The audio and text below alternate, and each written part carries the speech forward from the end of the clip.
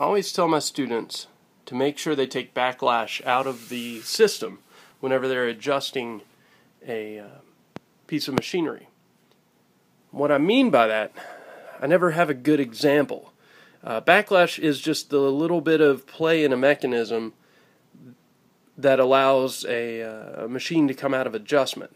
So let's say I've got my blade nice and square, everything looks good, and then I dial it down to the height I want, which let's say is 2 inches. So I've got it right at 2 inches here. Okay. So I've lowered my blade to the finished height I want. Now, as soon as I turn this on,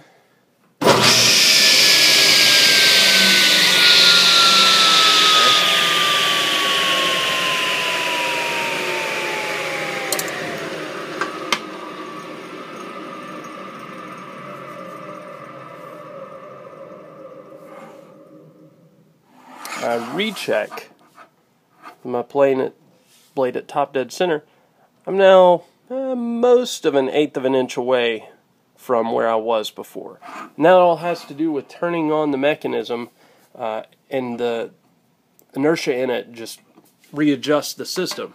That's why I always say if you're going to adjust to a height, you always lower the machine past where you want it to be and raise it to your final height. That way you take all that play that gravity is going to want to, not just gravity, but gravity and the way the machine works. Go ahead and take all that out of that mechanism, all that slop. At which